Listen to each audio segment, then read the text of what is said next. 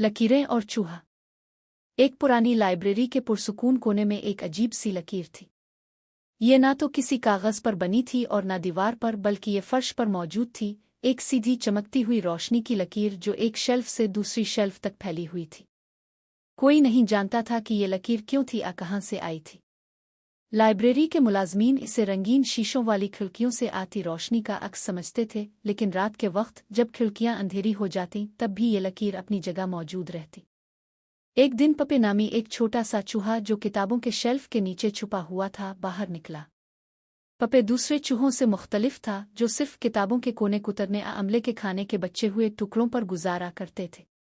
पपे को पुरस्रार चीज़ें बहुत पसंद थीं और ये चमकती हुई लकीर उसके लिए सबसे बड़ी मुअम्मा थी जो इसने कभी देखी थी। इसने पहले लकीर को सूंघा। इसकी छोटी सी नाक मुसलसल हरकत कर रही थी। लकीर में कोई खास खुशबू नहीं थी, लेकिन ये धीमी सी हल्की लर्जिश देती महसूस हो रही थी जैसे ये जिंदा हो। पपे ने फैसला किया कि वो इस लकीर के पीछे जाएगा। लकीर ने इसे किताबों के शेल्फ के बीचों बीच घुमावदार रास्तों पर ले जाना शुरू कर दिया, जहां बड़ी बड़ी किताबें धूल में अटी पड़ी थीं, और वो कोनों में झांका जहां कोई बहुत अरसे से नहीं आया था। जैसे जैसे पपे आगे बढ़ा, लकीर ने अपनी शक्ल बदलनी शुरू कर दी। पहले ये हल्की सी मुड़ी, फिर घूमती हुई दायरे और जिगजिग बनाती गई, जैसे पपे की मौजूदगी का जवाब दे रही हो। तुम मुझे कहाँ ले जा रही हो? पपे ने चूं चूं की, हालांकि वो जवाब की उम्मीद नहीं कर रहा था।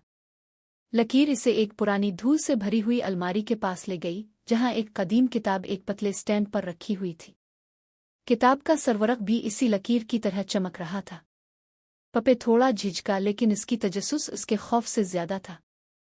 इसने अपनी नाक से किताब को हल्का सा धक्का दिया। एक हल्की सी गूंज के साथ किताब खिल गई और एक नर्म सी हुआ ने पपे के बालों को हल्का सा झोंका दिया।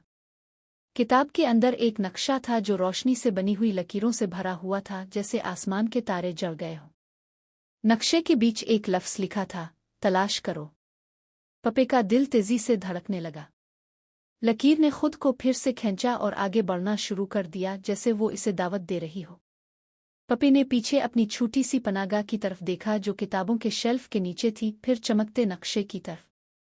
अपनी मूंछों को जुम्बिश देते हुए पपे ने फैसला किया। लाइब्रेरी में वो राज थे जिनका इसने कभी तसव्वुर भी नहीं किया था, और अब वो रुकने वाला नहीं था।